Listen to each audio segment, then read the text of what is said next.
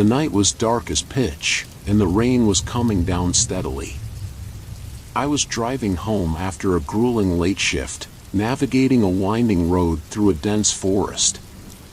The moonlight barely cut through the thick canopy of trees, making the surroundings feel like an endless maze of shadows. The trees seemed to close in on me, their twisted branches reaching out like grasping hands. I was exhausted, and my mind was full of thoughts that I couldn't shake. Work had been rough, and my past choices were weighing heavily on me. The isolation of the road seemed to amplify my feelings of loneliness, making the drive home feel like an ordeal. Just as I was trying to clear my head, I noticed something odd in my rearview mirror. At first, it was just a fleeting glimpse, a dark shape that seemed to flicker in and out of view.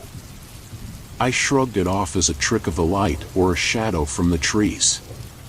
But as I continued driving, the shape seemed to get closer, and my sense of unease grew. I stole glances at the mirror, trying to get a better look at what was following me.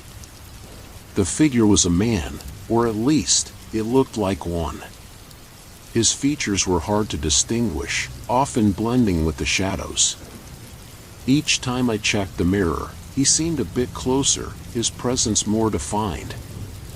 My heart started to race, and I couldn't ignore the creeping dread that was settling in my chest. I tried to focus on the road, telling myself it was just my imagination playing tricks on me. The darkness outside was oppressive, and the road seemed to stretch on forever. The shadows around me seemed to come alive, whispering faintly, though I couldn't make out what they were saying. Every time I glanced at the mirror, the figure was still there, and he seemed to be closing in. My anxiety grew with every turn and bend. The road was narrow, and the forest on either side felt suffocating. It was as if the trees were closing in, creating a tunnel of darkness that was trapping me. My mind raced with thoughts of what could be going on. Maybe it was just someone on foot, and I was overreacting. But the way the figure seemed to follow me so closely made my skin crawl. I tried to rationalize it, but the unease only grew stronger. The whispers in the trees grew louder, and I could almost hear my name being called, though I knew it was probably just my imagination. Desperate to find some relief, I searched for a place to pull over. The road seemed endless, with no signs of a safe spot to stop. My hands gripped the steering wheel tightly, my knuckles white with tension. The forest felt like it was closing in on me, and I felt trapped. Eventually, I spotted a small clearing just off the road. I pulled over, hoping to catch my breath and figure out what to do next. The clearing was dimly lit by the moon, and the shadows seemed to dance around me. I turned off the engine and stepped out of the car, trying to steady my nerves. The cool night air hit me, and I could hear the sound of rain pattering softly on the ground. I looked back at the road, and there he was, the figure from my mirror. His face was partially obscured by shadows, but I could make out a few features. He had a scruffy beard and an unsettling grin that made my stomach churn. He was standing there, as if waiting for me. I felt a shiver run down my spine. The way he stood there, so calm and composed, made my heart race. I knew I had to confront whatever this was, but fear kept me frozen in place. The figure took a step towards me, and I saw his eyes glint in the dim light. His gaze was intense and unnerving. In that moment, I felt a surge of panic. I needed to get away. I couldn't stay here, not with this man, or whatever he was, waiting for me. I turned and ran back to the car, fumbling with the keys as I tried to unlock the door. My hands were shaking so badly that it took me several tries to get the door open. Once inside, I slammed it shut and locked it, my breath coming in short, sharp gasps. The engine roared to life as I started the car, and I slammed the gas pedal, trying to escape as quickly as possible. I glanced back one last time and saw the figure standing in the middle of the road, his grin widening as I sped away. My heart was pounding in my chest, and the sound of the engine seemed deafening in the otherwise oppressive silence. As I drove, I could still feel the fear gnawing at me. The forest seemed to stretch on forever, the darkness pressing in from all sides. The figure had vanished from sight, but the feeling of being watched lingered. The whispers in the trees had gone silent, but the sense of dread was palpable. The road ahead seemed endless, and every shadow looked like it could be hiding something. I kept my eyes on the road, trying to ignore the growing sense of paranoia.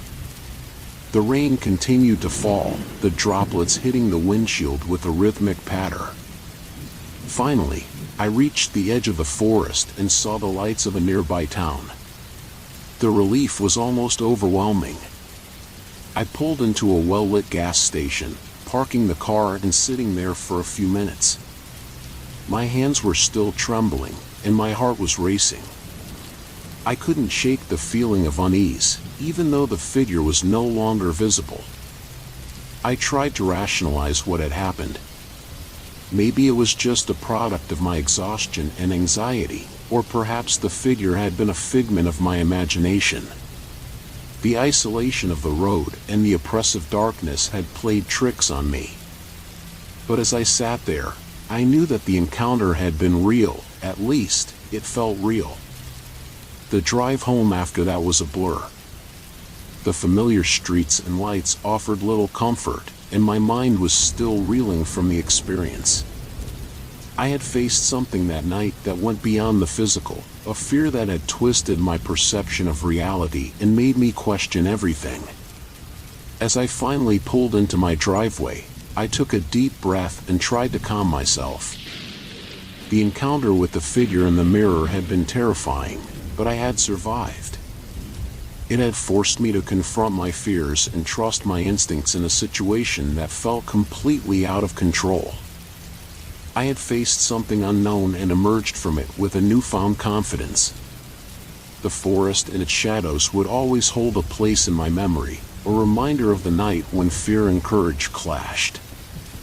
I had learned that the darkness could be both literal and metaphorical, and that sometimes, facing our fears is the only way to truly overcome them.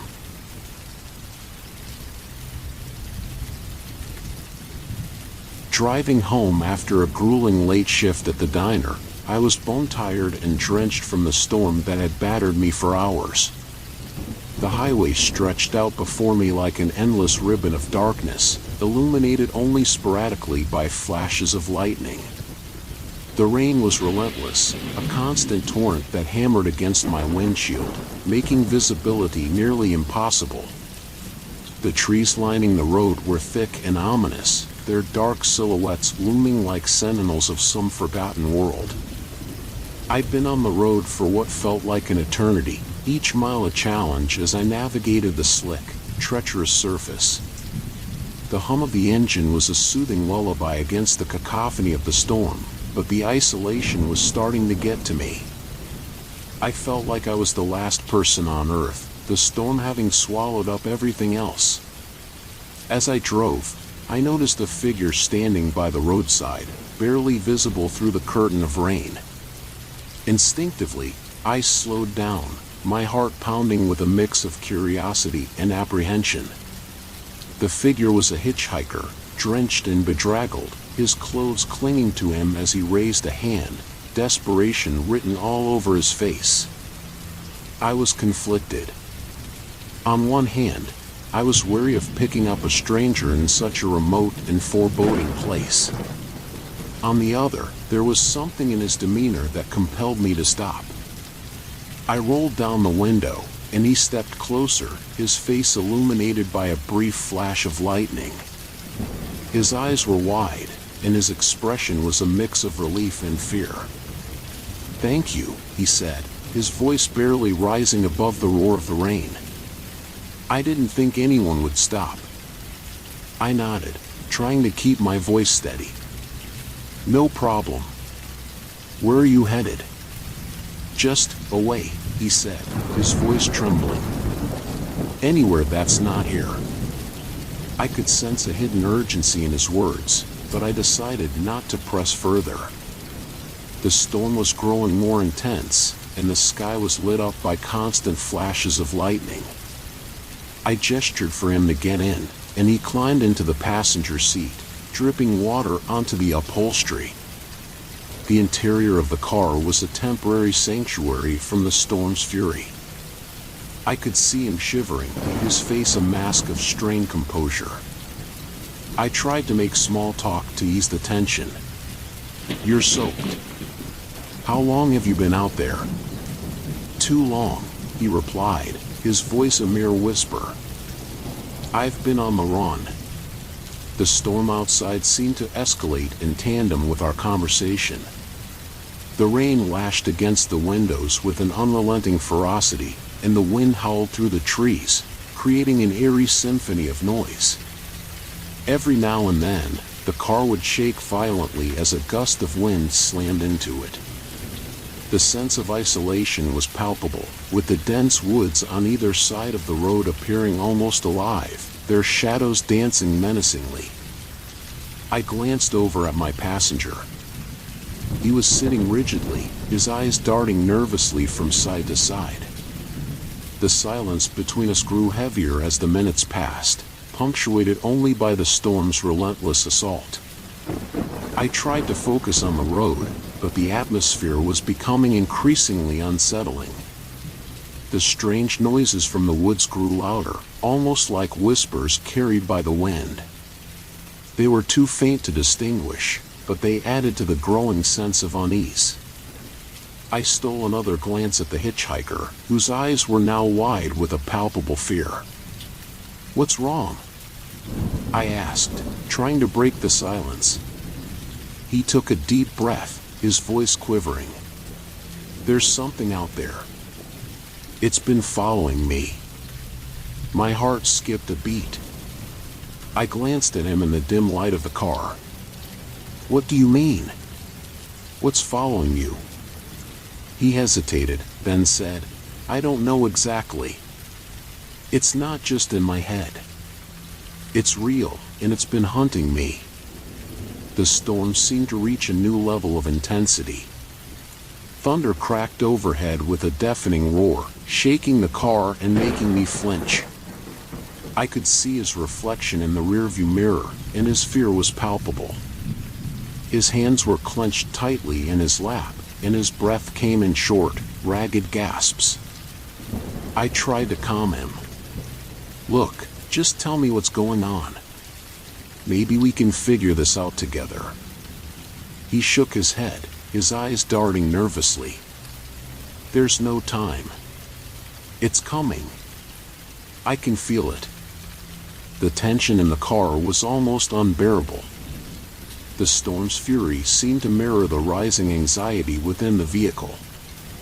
The rain was coming down so hard it sounded like a constant roar, and the lightning made the woods look like a dark, moving mass of twisted shapes. It was then that I noticed something else, a glint of metal in his hand. As I peered closer, I realized it was a knife. My pulse quickened. He had been so absorbed in his own fear that I hadn't noticed the knife until now. "I need your car," he said suddenly, his voice breaking with desperation. "I can't stay here. I have to get away from it." The realization hit me like a cold wave. He was not just fearful, he was dangerous. I was trapped with a potentially violent stranger in the middle of a storm. My mind raced, looking for an escape plan. I had to act quickly, but I couldn't afford to make any sudden moves that might provoke him. "Okay," I said, trying to sound calm. "Just wait a minute. Let me find a safe place to pull over." He seemed to accept this, his grip on the knife loosening slightly. I pulled the car over to the side of the road, the rain pounding down with unrelenting force. The visibility was near zero, and the storm made everything outside look like a swirling, chaotic mess. As soon as the car stopped, I seized the moment to make my move. I knew I had to buy some time and create a distraction. I started fumbling with the controls on the dashboard, pretending to check something. Meanwhile, I could feel his agitation growing. "Look, just give me a moment," I said, my voice steady despite the fear gnawing at me. "I need to check something before we can go." While he was distracted, I subtly reached for the door handle. With a quick, decisive motion, I yanked the door open and bolted into the storm. The rain pelted me from all directions, and the wind howled around me, making it hard to see where I was going. My heart was pounding, and every step felt like a fight against the storm's relentless assault. The woods were dark and disorienting, and I stumbled through the underbrush, my clothes instantly soaked and clinging to me. I could hear Finn's shouting growing fainter behind me, but I didn't dare stop. The fear of what might be in the woods with me kept me moving. The whispers and strange noises seemed to come from every direction, heightening my sense of terror. I ran until I found a small, overgrown nook that provided some cover. I huddled there, trying to catch my breath and calm my racing heart. The storm continued its furious onslaught, but the dense foliage helped muffle some of the noise. I listened intently, straining to hear if Finn was still following me, but the sounds of the storm were overpowering. After what felt like an eternity, I decided it was safe to move. I carefully made my way back towards the highway, keeping my distance from the road and avoiding any sounds that might give away my position. The storm had started to ease, the rain now falling in a steady, heavy drizzle. Emerging from the woods, I saw the distant lights of passing cars, and relief washed over me. I flagged down the vehicle, and the driver, seeing my state, immediately pulled over. I told them my story, my voice trembling as I recounted the events. They took me to the nearest town, where I could finally get help and find a place to rest. The experience left me shaken and disoriented. I had faced something terrifying and survived, but the memory of that night stayed with me. Finn had been right about something out there, but I had escaped with my life. The encounter tested my courage and forced me to confront my deepest fears. As the storm cleared and the skies began to lighten, I reflected on what I had learned. I had faced a danger I hadn't anticipated and come out stronger. I had learned to trust my instincts and recognize my own strength. The forest had been a place of fear, but it had also shown me the importance of bravery and resilience in the face of the unknown.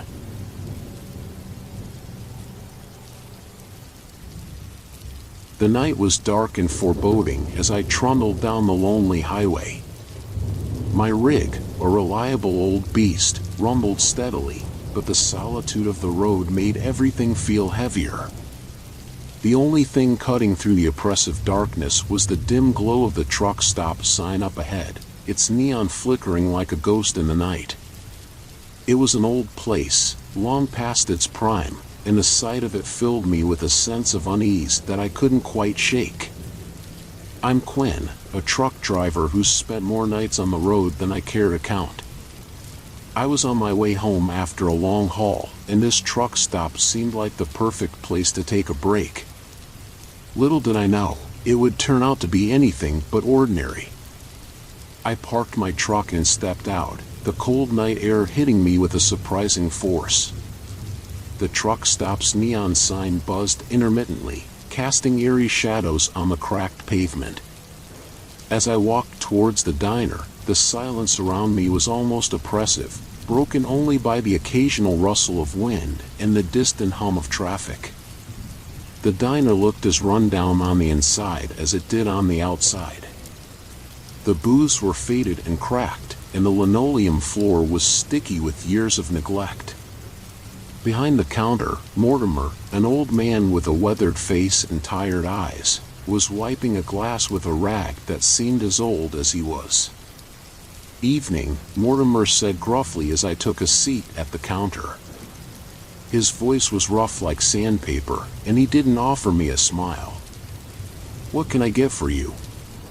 "Just a coffee," I replied, trying to shake off the unsettling feeling that had settled over me. Mortimer nodded and shuffled off to get my drink. As I waited, I took in my surroundings. The few patrons in the diner were huddled in dark booths, their eyes occasionally darting in my direction. Their silence was almost palpable, and I could feel their curiosity as if it were a tangible thing. I forced myself to relax and focused on the menu, trying to ignore the strange atmosphere. Mortimer returned with a cup of coffee that was more lukewarm than hot. I took a sip, grimacing at the bitter taste. It was then that I overheard a conversation from the booth behind me. Two men were talking in hushed tones, their voices low but urgent. "Another one went missing last week," one of them said. "That's 3 this month." "Yeah, all around here," the other replied. "People say this place is cursed, that something bad happens to those who stop here." I stiffened at their words, my curiosity piqued. I'd heard rumors about truck stops like this, places where strange things happened, but I never thought I'd encounter one myself. My gut told me to leave, but the conversation was too intriguing to ignore. I glanced over my shoulder to catch a glimpse of the two men, but they quickly looked away. Mortimer was watching me more closely than usual, and his gaze was unsettling. I tried to shake off the uneasy feeling and took another sip of my coffee. "You hear those stories?" Mortimer asked, his voice dropping to a whisper as he returned to wipe the counter. "Some," I said cautiously. "What's the deal with this place?" Mortimer's face grew serious, his eyes shadowed with something like fear or perhaps guilt. "This place has been around a long time. Seen a lot of folks come and go. Some of them never leave." His words sent a shiver down my spine. I tried to smile, but my unease was growing stronger.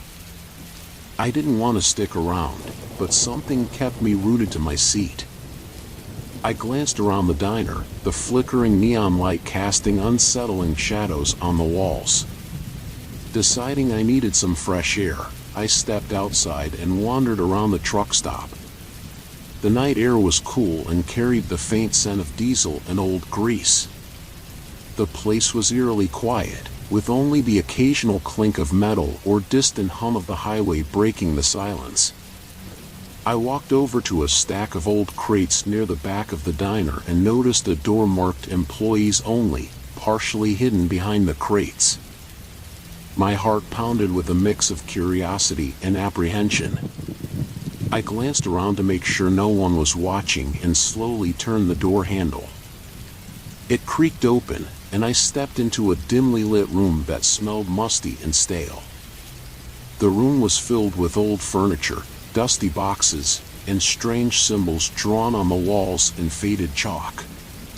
In the corner of the room was a large wooden chest, half covered by a dusty tarp. My hands trembled as I pulled the tarp off, revealing a collection of personal items, photos, clothes, and various trinkets. The sight made my stomach churn. It was clear these items belonged to people who had gone missing, and the realization hit me like a punch to the gut. Before I could fully process what I had discovered, I heard the door creak open behind me. Panic surged through me. I quickly grabbed a handful of items and shoved them into my bag. I moved towards the door, praying I could escape unnoticed. As I stepped back into the main diner, Mortimer's eyes met mine with an unsettling intensity. The patrons, who had seemed so quiet before, were now watching me with a strange, almost predatory interest. I felt the weight of their gazes and knew I needed to leave quickly. I headed for the exit, my heart racing. Mortimer and a few others emerged from the diner, their expressions serious and menacing. I didn't wait to see what would happen next. I jumped into my truck, started the engine, and tore out of the truck stop, gravel flying behind me. As I sped down the highway, I could feel the adrenaline coursing through my veins. The darkness of the road felt like a welcome escape from the nightmare I had left behind. I knew I had to do something about what I had discovered, but I needed to get to safety first. I found a deserted rest area and pulled over. With shaking hands, I used the payphone to call the police, my voice trembling as I reported the truck stop in the hidden room. I described everything I had seen and gave them the location. I hoped the authorities would investigate before the staff realized I had escaped with evidence. As I drove away, the enormity of what I had uncovered began to sink in.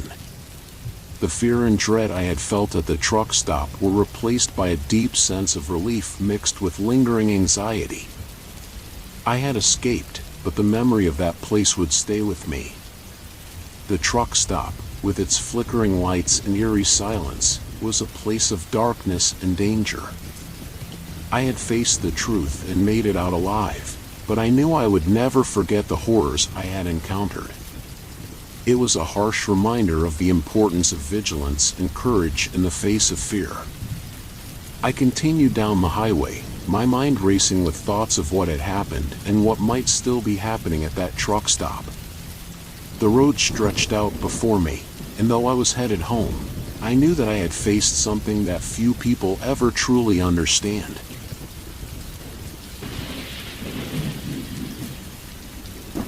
The Nevada desert sprawls out before me like a canvas of unending black, punctuated only by the dim glow of my truck's headlights. The late hour deepens the isolation, the hum of the engine the only constant companion in the vast, unyielding darkness. Each mile I drive feels like a mile further from the comfort of human connection, a reminder of the loneliness that's been gnawing at me for years. Tonight, the darkness seems to press closer, as if it's alive. My thoughts drift to the accident, a haunting event that has clung to me like a shadow. It happened years ago, but the pain feels as fresh as if it were yesterday. Each mile, each stretch of road, seems to remind me of what I lost, of the lives I couldn't save. The desert is still and oppressive when I spot her, a lone figure standing by the side of the road. A woman, her thumb outstretched, partially obscured by the darkness. It's unsettling to see anyone out here, and my instincts tell me to keep driving. But the thought of someone stranded alone in this vast emptiness tugs at my conscience. I pull over, gravel crunching beneath the tires. She approaches the truck with a calm and almost deliberate grace. As she nears, I take in her appearance. Dark jeans, a weather jacket, and a hat pulled low over her face. Her eyes are striking, deep and intense, carrying a burden I can't quite place. Need a ride? I ask, my voice sounding rougher than I intended. Yes, please, she replies softly. I've been waiting for hours. She slides into the passenger seat, her presence filling the cab with an unfamiliar energy. The air feels thicker now, almost electric. I start the engine, and we resume our journey, the headlights slicing through the encroaching darkness. I'm Rylan, I say, trying to make conversation. What's your name? Lyra, she responds, her gaze focused on the road ahead. Thank you for stopping. We drive in silence for a while, the only sound the hum of the engine and the distant, eerie calls of desert wildlife. The endless blackness outside the truck window feels like a void, swallowing any sense of direction or time. I glance at Lyra, who seems lost in thought, her posture relaxed but alert. It's easy to get lost out here, she says after a while, breaking the silence. The desert isn't just a place, it's a presence. What do you mean? I ask, trying to keep my voice steady. The desert holds memories, she explains, her tone almost poetic. It keeps the echoes of the past, and sometimes, those echoes take on a life of their own. Shadows that move on their own, whispers that come from nowhere, it's like the land remembers things we'd rather forget. Her words send a shiver down my spine. I shift uncomfortably in my seat, trying to focus on the road. The radio crackles with static, and I think I hear faint, eerie whispers amid the noise. I adjust the dial, but the interference only grows louder, more insistent. You hear that? I ask, my voice edged with unease. Lyra remains calm, her eyes fixed on the darkness outside. Sometimes, it's better not to listen too closely, she says, her voice carrying an otherworldly quality. The truck's headlights cast fleeting shadows that dart away before I can fully discern them. The temperature inside the cab drops slightly, a chill that seems to seep into my bones. I try to ignore the unsettling atmosphere, but the weight of Lyra's stories lingers in my mind. Have you spent a lot of time out here? I ask, trying to steer the conversation away from the eerie feeling settling over me. Too much, she replies. This place has a way of drawing people who have unfinished business. It's like a mirror, reflecting what we try to hide. Her words feel heavy, laden with a meaning I can't quite grasp. As if on cue, the truck begins to shudder. The engine sputters, then dies, plunging us into darkness. I try to restart the truck, but the engine refuses to come to life. The headlights flicker and go out, leaving us in almost total blackness. Lyra's demeanor changes. Her calmness morphs into something more ethereal. Her form begins to waver, her eyes glowing with a faint, otherworldly light. My heart pounds in my chest as I realize the stories she told weren't just tales. What's happening? I ask, my voice barely a whisper. It's time to confront it, Lyra says, her voice now echoing as if coming from a great distance. The accident. The guilt. It's what's been following you. Her words cut through the darkness, and suddenly I'm engulfed in vivid, nightmarish visions of the accident. The screeching of tires, the shattering impact, the faces of those I couldn't save, all play out in front of me. The boundary between reality and memory blurs, and I'm trapped in a relentless replay of that fateful night. I stumble out of the truck, the cold desert wind slapping my face. The ground is uneven, and the darkness feels almost tangible, pressing in from all sides. Lyra's ghostly form hovers nearby, her presence both guiding and tormenting me. You need to face it, Lyra's voice guides me through the haze of my guilt. The pain, the guilt, it's been a part of you for too long. You have to let it go. The desert is unforgiving, and the memories are raw. But I understand now that I need to confront my past, to accept that the accident was beyond my control. The darkness around me seems to acknowledge my realization, and I begin to feel a sense of clarity breaking through the haze. Lyra's figure begins to dissolve, her presence growing fainter. Forgive yourself, she whispers. You must move forward. With a deep breath, I release the guilt that has weighed me down for so long. The first light of dawn begins to pierce the darkness, casting a gentle glow over the desert. The truck's engine roars back to life, the headlights cutting through the early morning light. Lyra is gone, her presence having vanished as mysteriously as it arrived. I'm left alone, but there's a newfound peace within me. The road ahead is still long, but I feel unburdened, ready to face whatever comes next. The desert, with all its harshness and mystery, has offered me a gift, a chance to confront my fears and find redemption. As I drive on, the miles pass beneath the wheels, and the past no longer feels like a shadow lurking behind me. The road ahead is uncertain, but for the first time in a long while, I'm ready to embrace it.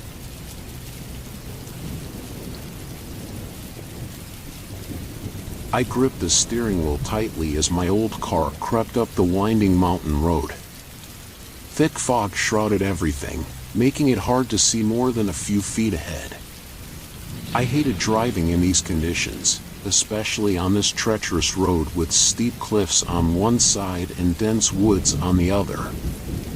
I was heading to visit my grandmother, who had fallen ill. The news hit me like a punch to the gut, and I'd rushed to pack a bag and hit the road, even though it was already dark. I should have waited until morning, but the thought of Grandma being alone and sick pushed me to leave. As I navigated another sharp bend, I spotted a figure in the distance. As I got closer, I saw it was a man standing by the side of the road, his thumb out. I hesitated, unsure if I should stop. Hitchhiking wasn't as common these days, and my mom had always warned me about picking up strangers. But the man looked harmless enough, and I couldn't just leave him out here in the cold and fog. I pulled over and rolled down the window. "Need a ride?" I asked. "Sure, thanks," he replied with a friendly smile. He was a big guy with broad shoulders and a gruff voice. "Name's Jareth. Appreciate you stopping." "I'm Tamsin," I said as he climbed into the passenger seat. "Where you headed?" "Nowhere in particular," he said with a shrug. "Just trying to get off this mountain before dark." I nodded and pulled back onto the road. We drove in silence for a while, the only sounds the rumble of my engine and the occasional crunch of gravel under the tires. I kept glancing at Jareth out of the corner of my eye. There was something about him that made me uneasy, though I couldn't quite put my finger on it. "So, what brings you up here all alone?" Jareth asked suddenly, breaking the silence. "I'm going to visit my grandmother," I replied, keeping my eyes on the road. "She's sick." "That's rough," he said, his voice low. "Family's important, ain't it?" I nodded, not sure how to respond. The way he said it made my skin crawl, like he was implying something more. I gripped the steering wheel tighter, wishing I had just kept driving. As we rounded another bend, Jareth spoke again. "You know, this road can be real dangerous at night. Lots of accidents happen up here." I glanced at him, my heart starting to race. "I know. That's why I try to avoid driving it after dark." "Smart girl," he said with a nod. "You gotta be careful, especially when you're alone. You never know what kind of people might be out here." I swallowed hard, my mouth suddenly dry. I wanted to tell him to stop talking, but I couldn't find the words. Instead, I focused on the road, trying to ignore the uneasy feeling in the pit of my stomach. We drove on in silence, the fog growing thicker with each mile. I could barely see the road in front of me and started to panic, wondering if I should pull over and wait for morning. Then I saw a sign for a turnoff, and before I could react, Jareth spoke up again. "Hey, take that road," he said, pointing to the turnoff. "It's a shortcut. Gets you off the mountain faster." I hesitated, unsure if I should trust him. "I don't know. I've never taken that road before." "Trust me, it's the best way," Jareth insisted. "You'll be at your grandma's in no time." I glanced at him again, and something in his eyes made me shiver. I knew I shouldn't trust him, but the thought of getting off the mountain sooner was tempting. Before I could stop myself, I found myself turning onto the narrow road. The road was rough and twisted through dense woods. The fog seemed even thicker, and I started to panic, wondering if I'd made a terrible mistake. The trees pressed in on either side, and the only light was the feeble beam of my headlights. Suddenly, a dark shape appeared up ahead. As we got closer, I realized it was an old, abandoned cabin. My heart raced as Jareth spoke again. "Pull over here," he said, his voice low and dangerous. "What? Why?" I asked, my voice shaking. "Just do it," he growled, his hand moving toward his jacket. I didn't wait to see what he was reaching for. I floored the gas pedal, speeding past the cabin and back onto the main road. I could hear Jareth cursing behind me, but I didn't care. I just wanted to get away from him, to get to safety. I drove like a madwoman, my heart pounding. I didn't know where I was going, but I knew I had to get away from Jareth. His yelling grew fainter, and I focused on the road ahead. Suddenly, I saw a break in the trees, a small dirt road leading off to the side. Without thinking, I turned onto it, hoping it would lead me to safety. The road was rough and bumpy, and I could barely see where I was going, but I kept driving, my hands trembling on the wheel. After what felt like an eternity, I saw a light up ahead, a small cabin nestled in the woods. I pulled up to the door, my heart racing, and pounded on it, begging for help. The door opened, and an old man stood there, his eyes wide with surprise. "What's wrong, child?" he asked, his voice gentle. "Please, you have to help me," I gasped, tears streaming down my face. "There's a man, he tried to hurt me, and I don't know where I am, in." The old man held up his hand, silencing me. "Come inside, child," he said, his voice calm and reassuring. "You're safe now."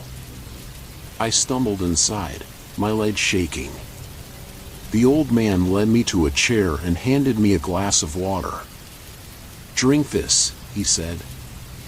"You're safe here." I sipped the water, feeling it cool my parched throat.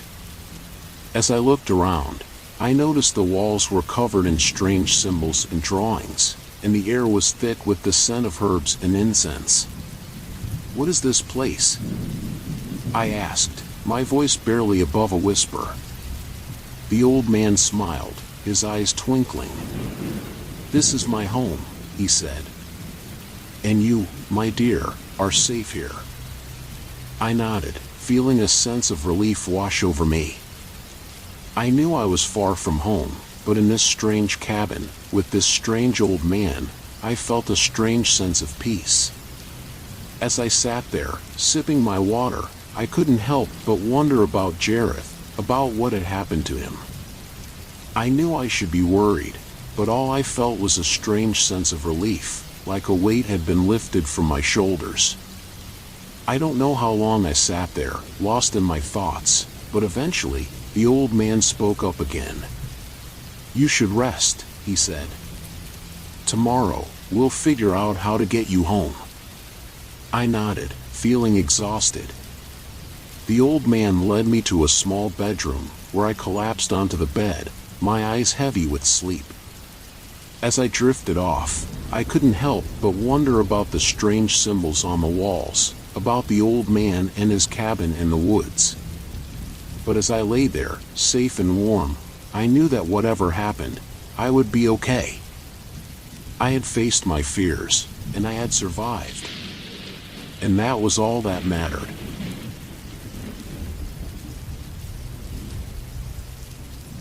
The night was creeping in, and I was deep in the woods, navigating a winding road that seemed to get darker with every turn. My name's Caden, and I'm a truck driver, a job that's both my livelihood and my escape from the mundane.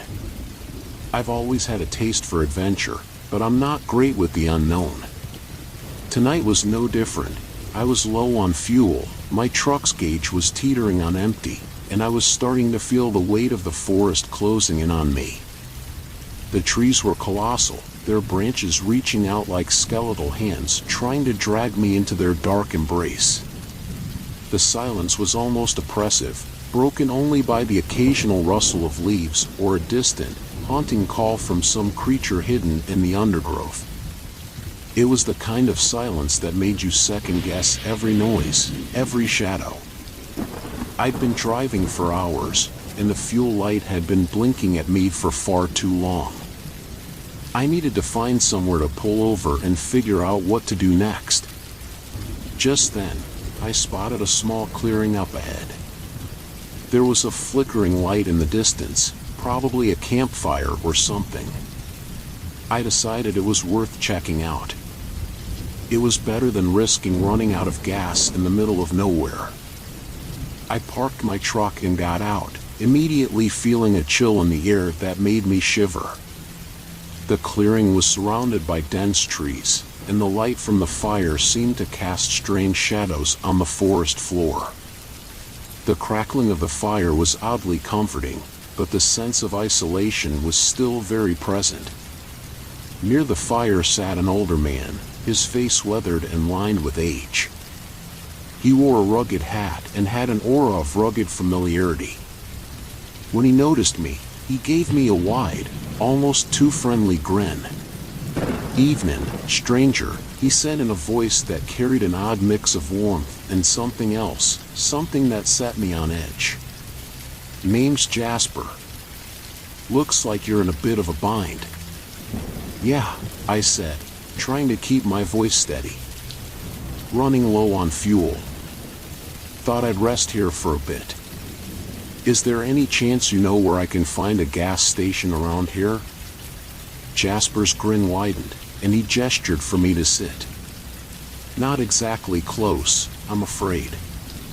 But you're welcome to stay by the fire until you figure things out. It's cold out there." I hesitated but eventually took a seat. The fire crackled warmly, and I felt a bit more at ease.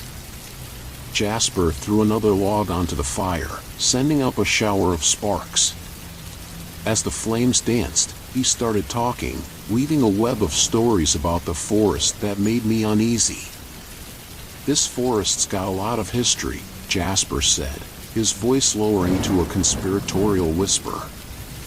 "A lot of people come here, thinking it's just a regular patch of trees. But there's something more to it. Folks go missing all the time. You ever heard the whispers?" I tried to laugh it off, but my nerves were already frayed. "Whispers? You mean like ghost stories?" Jasper's expression turned serious. "Not just stories. There are accounts, people who've gone missing, and then, later on, folks say they hear whispers, voices calling out from the woods. It's said the forest itself is alive in a way. It's hungry." I shifted uncomfortably in my seat. "Come on, Jasper. This all sounds like old wives' tales. I mean, it's just a forest, right?" Jasper's gaze was piercing, and he shook his head slowly. "I'm not saying you have to believe me, but you should be careful. There's more truth to these tales than folks like to admit." I thanked Jasper for the advice, though I wasn't sure how much to take seriously. After a few more minutes of uneasy conversation, I decided it was time to head out. I needed to get back on the road before it got too late. I climbed back into my truck, and as I started driving again, the forest seemed even more menacing. The trees were no longer just trees, they felt like silent, watching sentinels. The road twisted and turned, and I found myself glancing nervously at the fuel gauge, which now seemed like it was running even lower than before. To distract myself, I turned on the radio, but the static was relentless. The unsettling silence of the forest seemed to seep into the truck, and then I started hearing it, the rustling sounds. They were faint at first, like the whisper of a breeze, but they grew louder. Leaves were shifting, twigs were snapping, and it felt like the sounds were all around me. my anxiety began to escalate.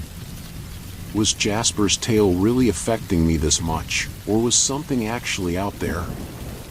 I tried to rationalize it, to tell myself it was just the wind or animals, but the whispers soon began. They were faint at first, almost like an echo, but they grew clearer, more insistent. They were whispers of voices, murmurs that seemed to be coming from the very trees. My heart was pounding in my chest as I pulled over again.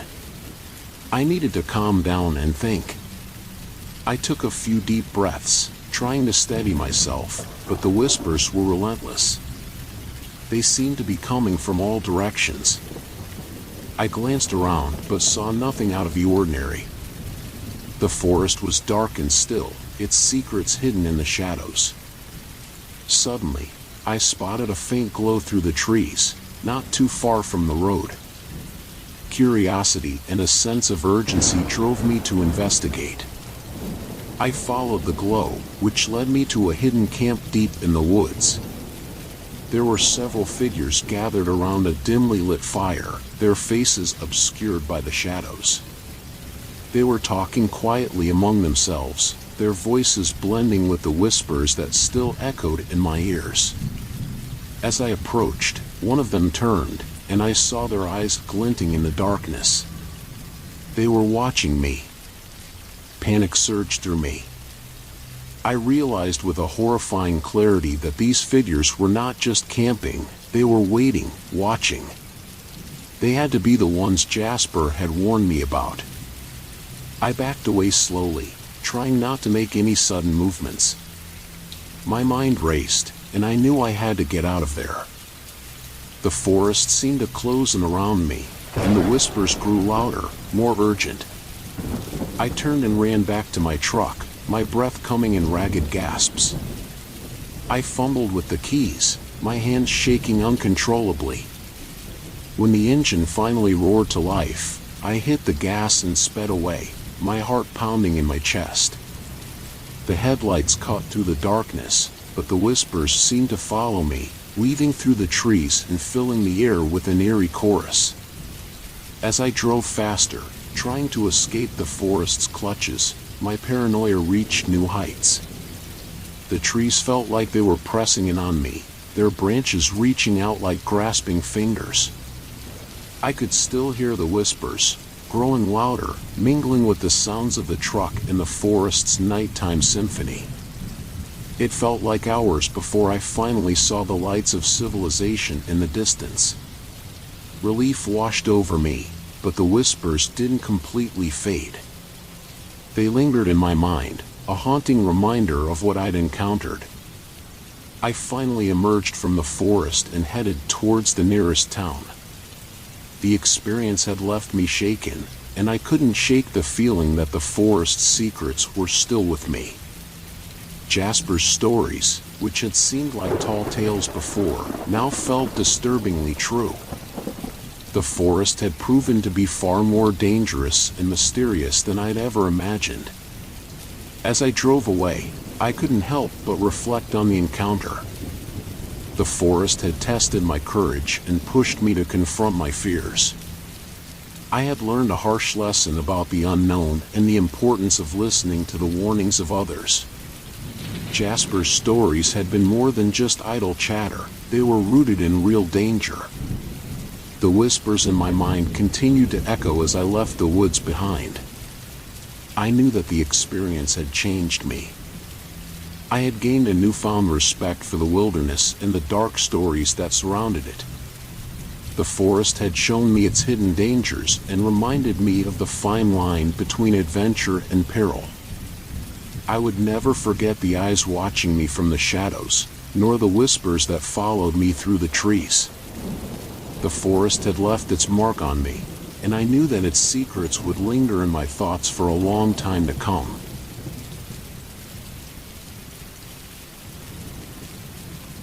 The remote logging road stretched out in front of me, disappearing into the thick, dark woods. I was deep into a late-night delivery, and the weight of fatigue was settling heavily on my shoulders.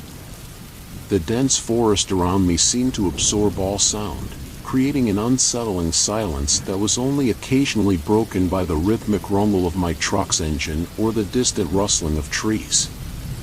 The journey had been long and uneventful until now, but something about this stretch of road felt different.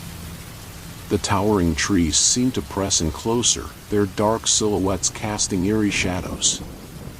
The silence was so profound it almost felt like a living entity, wrapping itself around me and making the truck seem like the only refuge in a vast, empty world.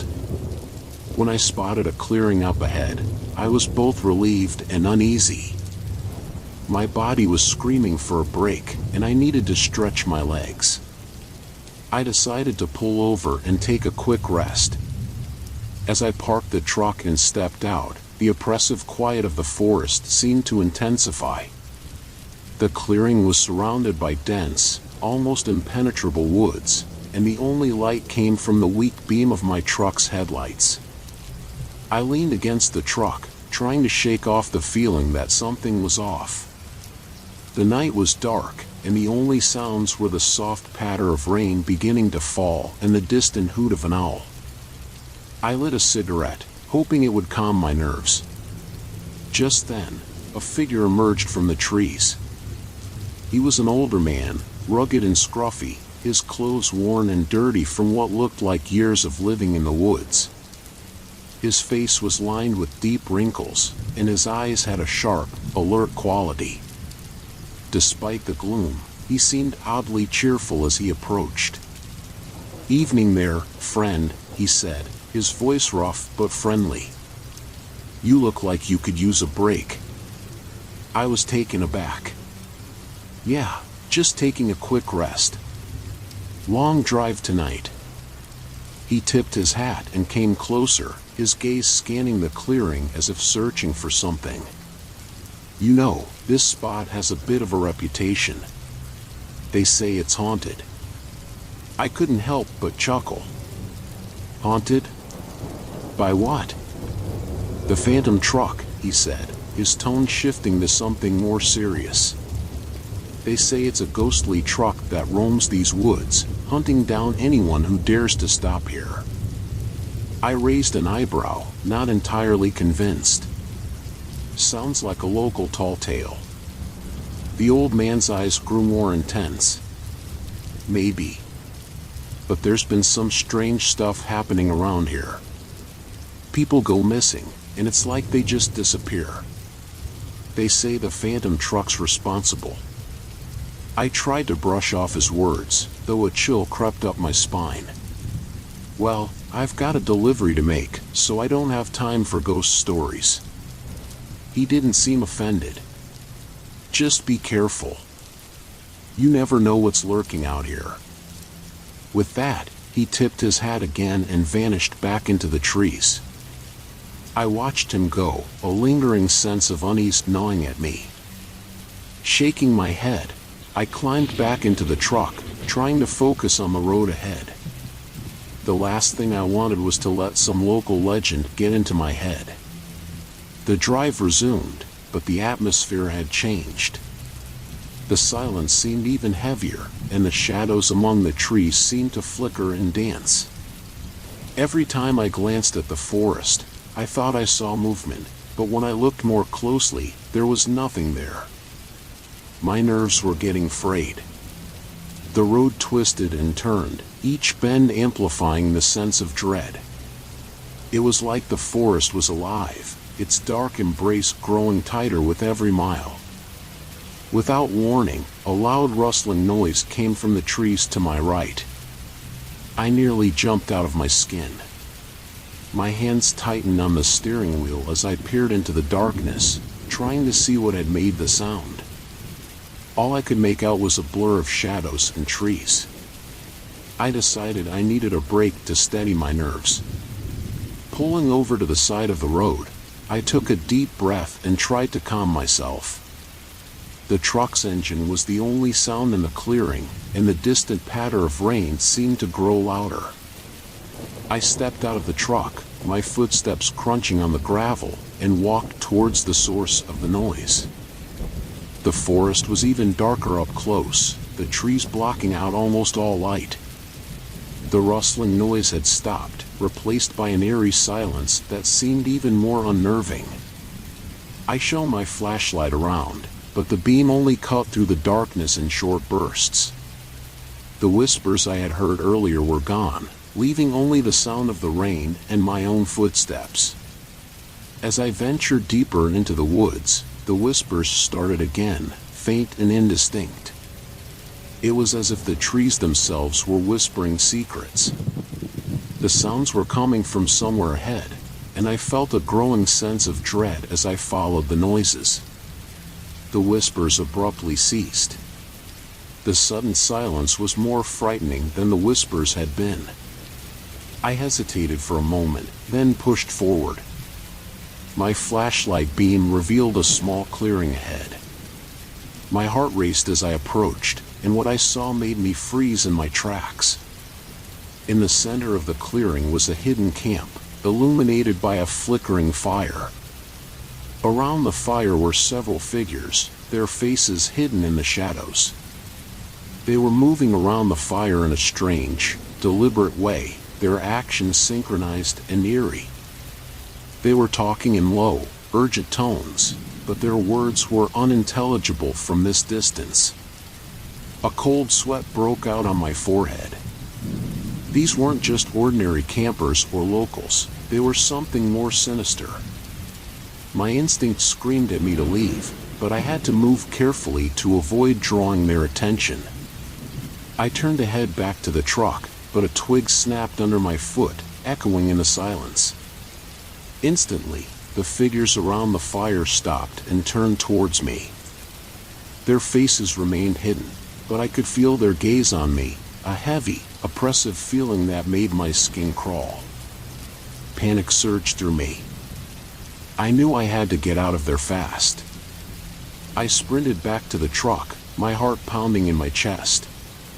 The rustling sounds returned, growing louder and more frantic as I ran. I could hear the figures moving behind me, their footsteps growing closer and closer. I reached the truck, fumbled with the keys, and my hands shook uncontrollably as I tried to start the engine. When the truck roared to life, I glanced in the rearview mirror and saw the faint glow of headlights behind me. The phantom truck was real, it was following me. The eerie glow of its headlights cut through the darkness, getting closer with every second. I slammed the accelerator, the truck lurching forward as I sped down the road. The headlights of the phantom truck remained visible in the mirror, a spectral presence that seemed to close in with each passing moment.